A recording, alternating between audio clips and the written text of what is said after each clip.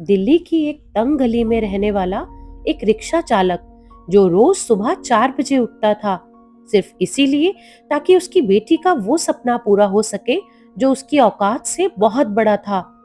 उसने अपनी हर कमाई जोड़ दी, अपना शरीर तोड़ दिया, लेकिन क्या एक गरीब बाप का पसीना उसकी बेटी की लाखों की फीस भर पाएगा? Hello friends, welcome to positive vibes by Simran. आज जो कहानी हम सुनने जा रहे हैं उस कहानी का नाम है रिक्शे वाले की बेटी। ये सिर्फ एक कहानी नहीं, एक पिता के संघर्ष की वो दास्तान है जो आपकी रूह तक को झकझोर देगी। दिल्ली के पहाड़गंज की तंग गलियों में रामू नाम का एक रिक्शा चालक रहता था। उसकी उम्र करीब 55 या 56 साल थी। सुबह 4 बजे उठना उसकी आदत नहीं बल्कि मजबूरी थी। ठंड हो या गर्मी, वो चुपचाप अपना पुराना थोड़ा टेढ़ा मेढ़ा रिक्शा बाहर निकालता और उसका दिन शुरू हो जाता। उसका अपना कुछ नहीं था, न पक्का घर, न जमा पूंजी, बस एक छोटा सा किराए का कमरा और उसकी दुनिया, उसकी बेटी प्रिया। रामू अक्सर रात को खाना खाते वक्त प्रिया से कहता, प्रिया बेटा, तू डॉक्टर बनना। मैं पढ़ा लिखा नहीं हूँ, पर इतना जानता हूँ कि जब तुम डॉक्टर बनोगी तो हमारी जिंदगी बदल जाएगी। प्रिया भी ये बात दिल से मानती थी।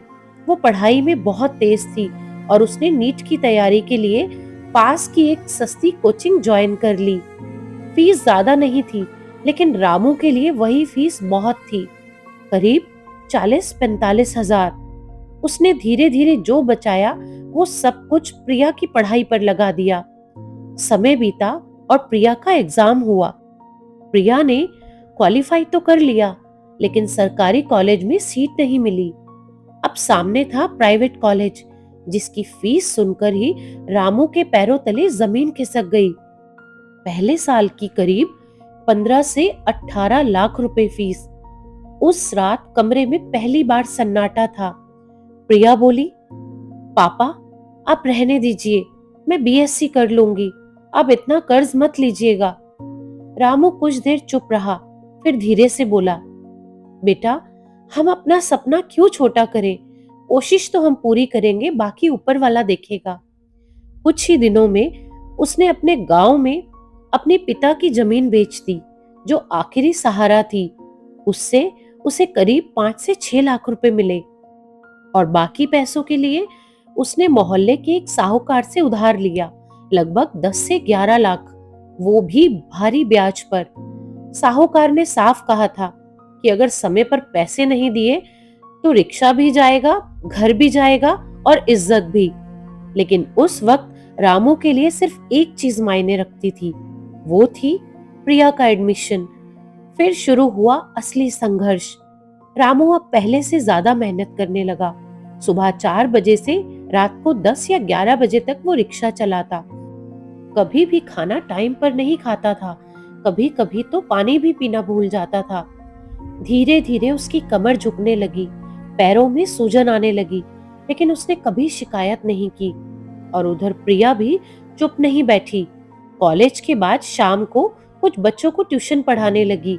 महीने के 4-5 हजार आने लगे, जो घर के खर्च और दवाइयों में लग जाते। पहला साल किसी तरह निकल गया, लेकिन दूसरे साल तक आते आते कर्ज का बोझ बढ़ गया।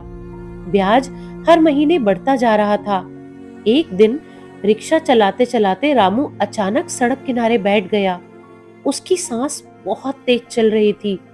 पास के डॉक्टर ने देखा और कहा, इतना काम करोगे तो शरीर जवाब दे देगा, थोड़ा आराम भी कर लिया करो। रामू बस हल्का सा मुस्कुराया, डॉक्टर साहब, आराम कर लिया तो बेटी का सपना अधूरा रह जाएगा। देखते ही देखते जैसे तैसे 3 साल बीत गए। प्रिया अब फाइनल ईयर में थी। उस दिन उसने पहली बार अपना सफेद कोट पहना। हाथ थोड़े कांप रहे थे, लेकिन आंखों में चमक थी। उसी दिन उसे खबर मिली कि उसके पिता रामू अस्पताल में भर्ती है। वो दौड़ती हुई अस्पताल पहुंची। रामू बेड पर लेटा था, कमजोर, लेकिन चेहरे पर वही शांति। साथ खड़े लोगों ने बताया कि ये धूप में रिक्शा चलाते चलाते अचानक सड़क पर गिरकर बेहोश हो गए थे। प्रिया अपने पापा की ये हालत देखकर रो पड़ी और धीरे से बोली, पापा, आप चिंता मत करो, अब मैं आपकी डॉक्टर हूँ। रामू ने प्रिया को बड़े प्यार से देखा और अपने कांपते हाथों से उसके सिर पर हाथ रखा और मुस्कुराते हुए कहा, प्रिया, अब तू दूसरों का दर्द ठीक करना बेटा, मेरा दर्द तो आज खत्म हो गया। ये सुनकर प्रिया ने अपने पापा को गले से लगा लिया। आज भी पहाड़गंज की वही गलियां गवाह है कि किसी के सपनों की कीमत उसकी हैसियत नहीं, बल्कि उसकी हिम्मत तय करती है। रामू के पास देने को ज्यादा कुछ नहीं था, बस अपना पसीना, अपनी नींद और पूरी जिंदगी। लेकिन वही काफी था एक बेटी को डॉक्टर बनाने के लिए। और शायद इसीलिए कुछ कहानियां खत्म नहीं होती, वो लोगों के दिलों में बस चलती रहती है। तो दोस्तों, अगर आपके साथ भी कुछ ऐसा हुआ हो या आपके आसपास कुछ ऐसा हुआ हो, तो अपना किस्सा या अपनी कहानी हमसे जरूर शेयर कीजिएगा। हम आपकी कहानी को अपने YouTube चैनल पर जरूर दिखाएंगे। और अगर ये कहानी आपको पसंद आई हो तो लाइक करें, कमेंट करें, शेयर करें और चैनल को सब्सक्राइब करना ना भूलें। Thanks for listening.